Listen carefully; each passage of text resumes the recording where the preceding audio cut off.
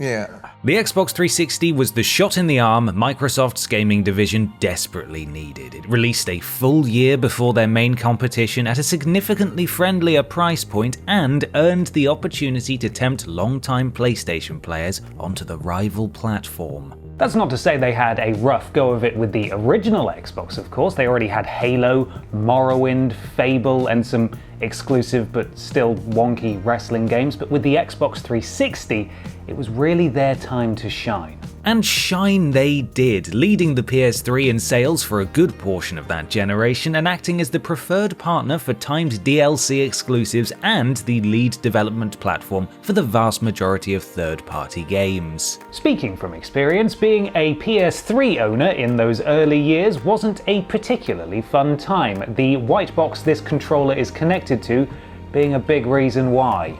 Naturally, it wasn't always great, but it seemed every horse in that 2005 to 2013 race had their overheating stumbles. And so, as we've already looked at the PS3 launch lineup in detail, and the Xbox Series X is drawing ever closer, I thought it was high time we had a look through the Xbox 360 launch lineup, the European one that is, and just see how they hold up today. This isn't all of them, obviously, a lot of them are still on the floor. I will pick them up in due course. Are you ready? Let's not jump in, but let's go. Amped 3 is without a doubt the most insane snowboarding game I've ever played. Starring a group of young people who could reasonably be aged anywhere between 16 and 34, you're immediately dropped into a retro game of some kind, except you have to watch and not play. Excuse me, Wiener Boy? What is happening? Anyway, then you get dumped onto Cool Dude Mountain to complete a variety of challenges and story missions with your relatable friends J-Dog, Sebastian, Hunter, and Wiener Boy. Yes, the tone is extremely irreverent and unique, and surprisingly meta. See, I made this one game, no cutscenes. It was the perfect game. I would have gotten away with it too, if it weren't for those meddling snowboarders. But one gets the feeling they might have been trying a bit too hard, with the admittedly fun cutaway cinematics taking a variety of wacky forms, serving as more of a distraction than anything else. Wienerland! It's the radical new snow surfing action playset that provides hours of jibtastic fun. Included are action figures you can pretend are your friends, and make them say whatever you want. The snowboarding itself is quite intuitive, with an ability to chain tricks together Tony Hawk style while allowing for a grace period once you land so you can keep the combo going. It's silly and fun, but you can't smash into other powder enthusiasts, and where's the fun in that? 72% on Metacritic. It's time to answer the Call of Duty once again. Are you going to win the Medal of Honor on the battlefield? Okay, enough of that. A World War II shooter, you play through a campaign based in the Red, British, and US armies. I played a portion of the Russian campaign in my brief time with it, and I must say I fared much better in this tutorial than I did with Call of Duty 3. I could actually hear my instructor this time for a start. Good comrade. However, I wasn't initially trusted with a firearm. Oh, none for me then? Gun in hand, it was time for grenade practice, and in a genius move not yet repeated in subsequent Call of Duty games, we were given potatoes. Like, as many as we wanted. With impressive set pieces, some quite intimidating moments, and appropriate wrist slapping for accidental friendly fire, Call of Duty 2 is a very impressive launch game and earned 89% on Metacritic for its efforts. Condemned Criminal Origins, or Condemned if you want to get European about this, has not aged gracefully in a graphical sense. He looks like if Max Payne and a breeze block had a love child, but it still found a way to bully me right off the bat. I hear you're afraid of the dark. No, I just, oh god! A horror game pitching you as an investigator looking into the matchmaker killer, it puts the player in the angular shoes of Ethan Thomas, and as such, has you scan crime scenes for evidence using one of the most obtuse mechanics I've ever seen in a video game. Okay, so press this and that folds out like that, and then I can Oh, Jesus Christ. I fortunately had a gun to protect myself from any spooky boys lurking in the shadows, but quickly ran out of ammo for some reason. Fortunately, you can pluck weapons from your environment, and oh my goodness, if it isn't a bit violent. It's all a bit slow and clunky, but it does effectively build tension, and oh boy if it isn't really dark all the time. Criticised for its story but praised for its controls, Condemned holds a lofty 81% on Metacritic. Oh yeah, here we go, sports time! I've played a football game before, and I've also watched football, but not in a place like this. Where are we? And excuse me, is that meant to be David Beckham? Oh, David, what did they do to your beautiful face? Taking place on the, you guessed it, road to the 2006 World Cup, FIFA 06 Road to FIFA World Cup really stretched its definition, or indeed necessity of existing at all, to a breaking point. To pad out the runtime, you end up playing in a variety of friendlies and other competitions, with some taking place as early as 2004! How long is this road exactly? It also falls squarely into that period of time where Pez was eating FIFA's lunch, meaning controls are imprecise, player AI refuses to make runs into the box, you can't tackle anyone because they run in jerky circles to avoid you, and the opposition defenders can score absolute worldies with ease. 62% on Metacritic. Absolutely ridiculous. Quentin Tarantino's in it though.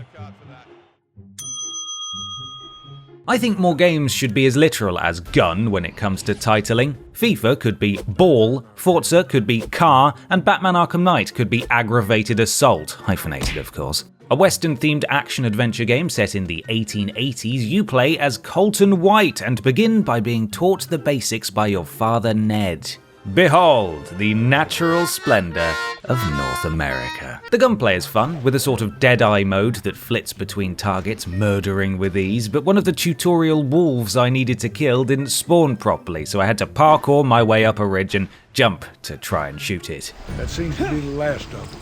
There's never a dull moment though, with a variety of different set pieces kicking off all over the place. Someone get to that cannon on the keelboat tied to it! Sorry, keelboats? Oh. I have to say I quite liked what I played of Gun, and GameSpot called it a 19th century Grand Theft Auto. Oh, how little they knew. 79% on Metacritic, and I should never own a horse in real life.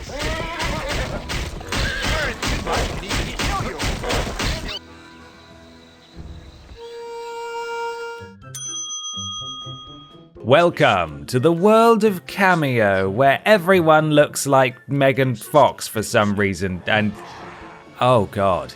Oh no, what happened? One of two launch games developed by the legendary Rare, Cameo Elements of Power stars Kameo, an elf who can turn into different monsters with different abilities. Think Ben 10 set in Narnia and you're on the right track. She's on a quest to recover her elemental powers and save her captive family from a jealous, evil sister, and the only way she can do that is by slowly making her way through different levels and failing to roll up ramps. Praised for its color palette and graphics, Cameo drew criticism for its awkward controls and repetitiveness, and I've got to say, I agree. While I fully appreciate I'm playing a 15-year-old game, none of what I experienced was particularly fun, and for an action-adventure title it was surprisingly slow. However, given that it reportedly began development on the Nintendo 64, that might not be too much of a shock.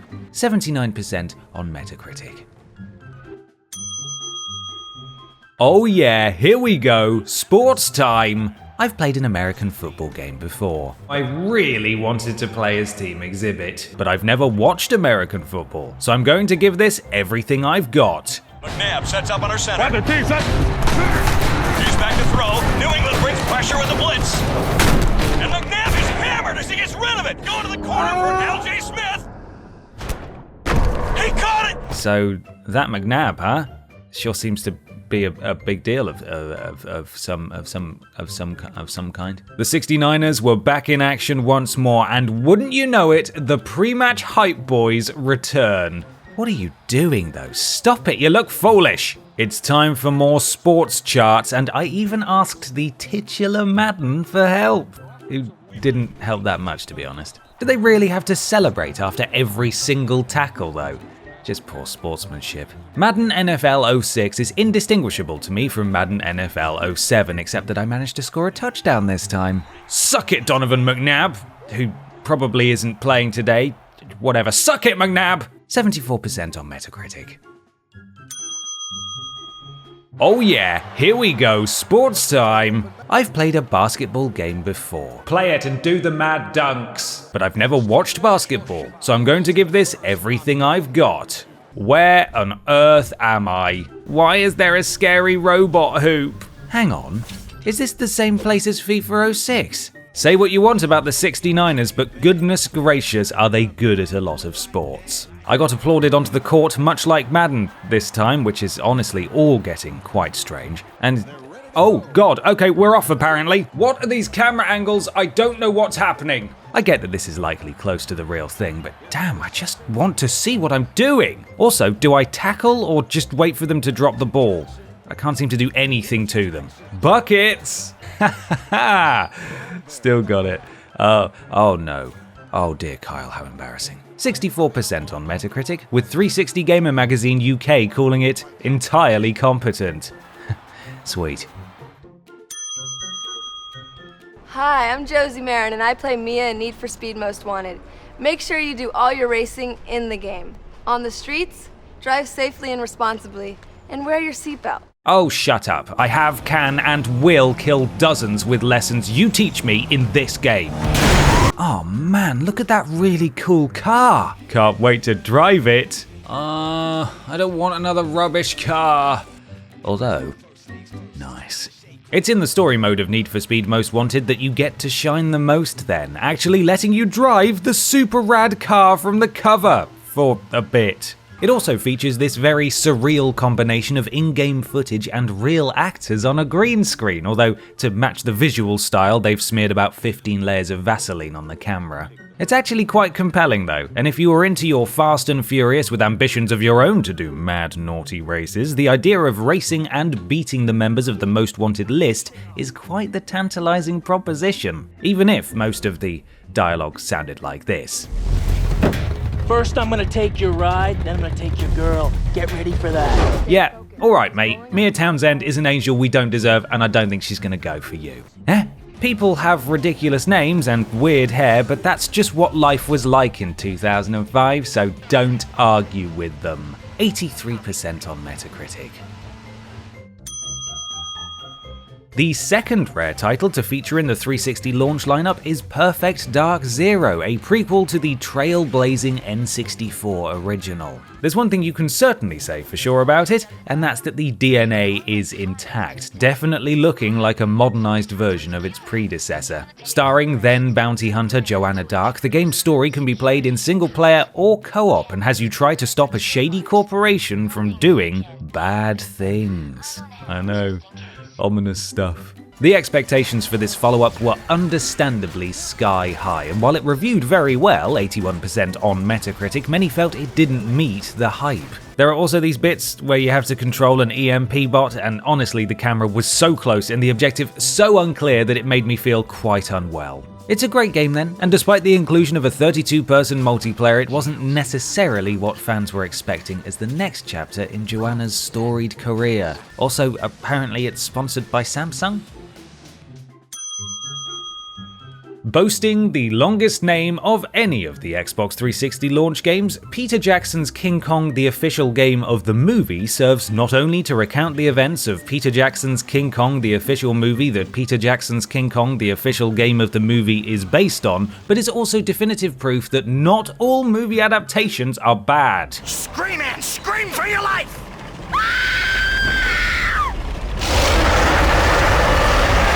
Jesus, what was that? You play as both Jack Driscoll and actual King Kong himself, although sadly I didn't play for long enough to experience the big furry boy in all his glory. Featuring a very boisterous Jack Black, weird imp things, and the triumphant return of giant enemy crab. You and Kong have to survive the horrors of Skull Island and make it out the other side, although for some reason every time Jack Black's character screams, the subtitles read Anne, as in the name Anne.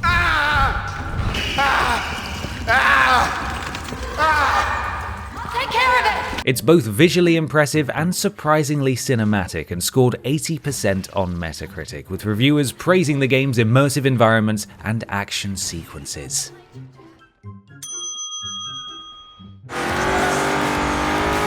Good God, I am going so very fast. Project Gotham Racing 3 makes you feel fast. Like, really fast. So fast it's a challenge to brake in time for corners fast. While I was obviously a little sad it didn't take place in Gotham, Nottinghamshire, it does allow you to race all across the world in some very nice vehicles. In fact, breaking with driving game tradition, when it comes time to pick your first car, it actually lets you buy a nice one. TripleJump colours, naturally. Your driving ability is marked as you go, earning you kudos for doing nice drifts and sensible / oh god I'm going to kill the spectators braking.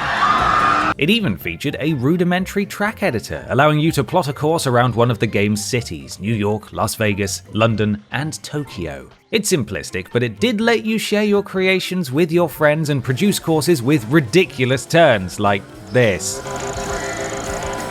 It looks pretty, plays very well, and achieved 88% on Metacritic as a result.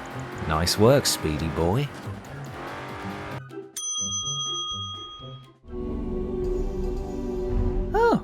This seems nice. Oh no. Oh no.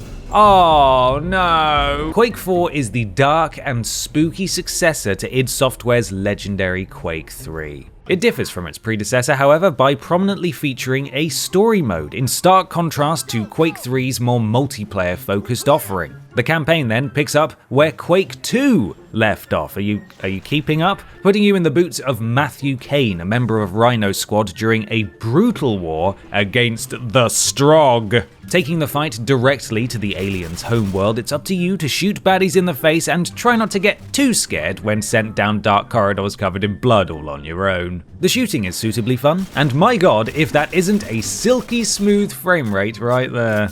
Heaps of praise for the single player then, but a somewhat lacking multiplayer too similar to Quake III lost it marks from several outlets. 75% on Metacritic.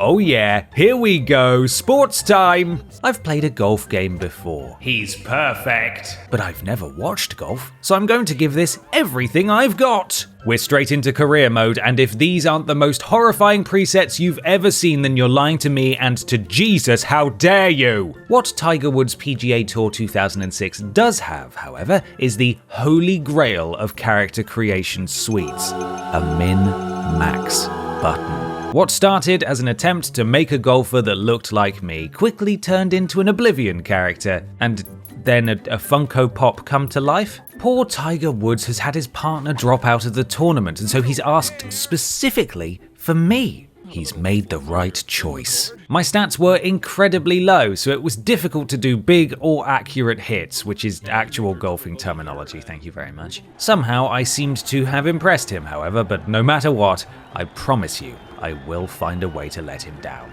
It earned 71% on Metacritic, and you've got to imagine that's for the min-max button alone. Another launch lineup, another appearance from the radical cool skater boy Birdman. Positioned as a more grounded and grungy take on skater culture after hitting people in the testicles for 2 years during the Underground Games, your American Wasteland creator skater arrives in LA after running away from parents who really, just wanna harsh your buzz, man. You're quickly met by Mindy, a local skater, and promptly ridiculed for looking like a country bumpkin, so it's off to the skate shops to get a nice makeover and to become the most beautiful skater of them all. Given it's set in LA, it riffs on many Hollywood themes, including one moment where you have to kickflip over Ben Hooflick. Yes! Nailed it! Oh, bugger. Critics praised the story for making its ragtag characters endearing and likeable, but they weren't so keen on how easy the game was, which, given how rubbish I was at Tony Hawk's American Wasteland, just goes to show how bad I am at these games. 75% on Metacritic. And there you have it, all of the European Xbox 360 launch lineup played and sort of reviewed in 2020. Were any of those particular standouts for you? Let me know in the comments below. Please share this video if you found it interesting, and if you would subscribe, that would mean a lot to me. Look after yourself. I will see you soon, and thanks for watching. Bye!